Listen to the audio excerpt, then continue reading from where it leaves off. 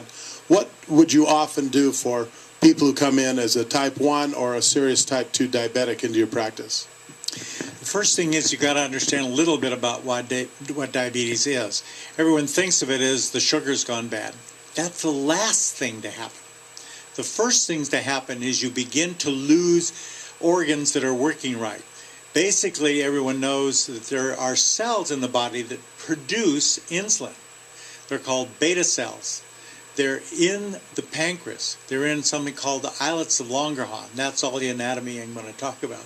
But these are the situations that are going bad. Now, there's two types of diabetes. Type 1 is, we think in some way there is an immune system problem that is playing a very deleterious role in killing off the cells that produce insulin. That's the same mechanism as type 2 in basic terms, but type 2, it comes from a different source. It's being worn out by something called insulin resistance. So let's go back to the type 1 first. Immune system, something's going wrong, and we'll settle with that. There's probably other things that happen. But the amount of insulin that's put out begins to fall. You don't feel it.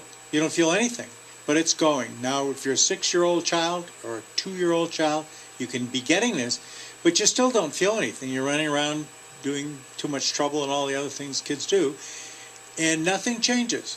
But it's going down in terms of insulin production steadily. And so you're in a place where you're doing just fine because the body has a lot of redundancy. It has enough insulin to keep going. But also the delay in the release of insulin is occurring because it can't make it fast enough.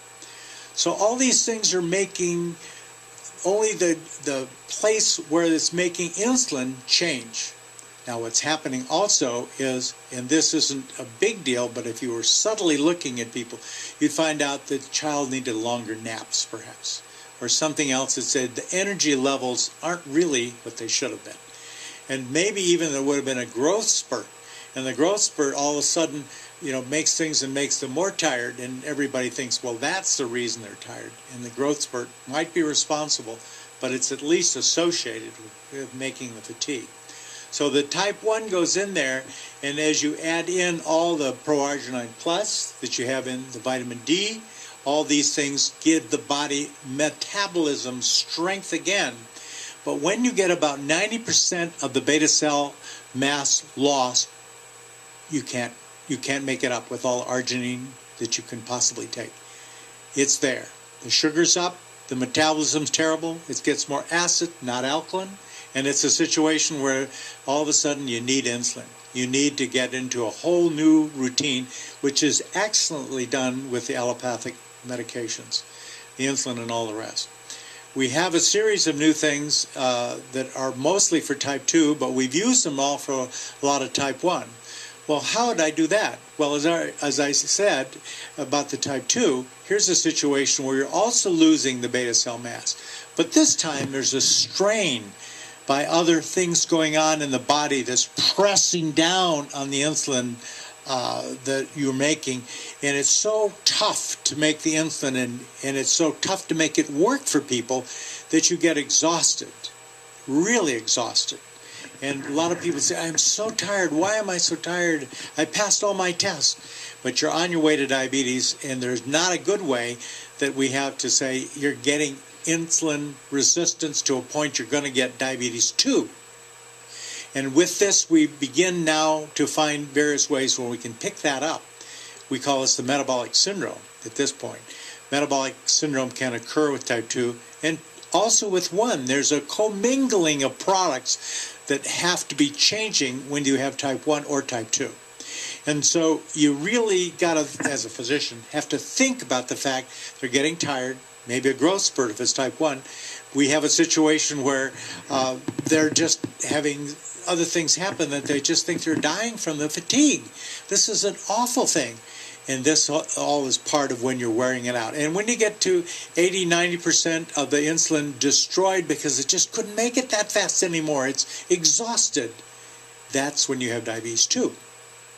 Then there's a whole range of other new things that can regrow the cells, stop the insulin resistance, and that's the allopathic way to look at it. But still, you're looking at the arginine to bring everything metabolically back to normal, the D to have the integrity of the arteries where it is, and all the other things that you've heard about to make you health in terms of alkalinization and that situation.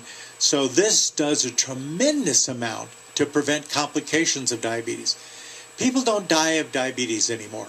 We used to die, just sugar's too high, couldn't get it down, you die.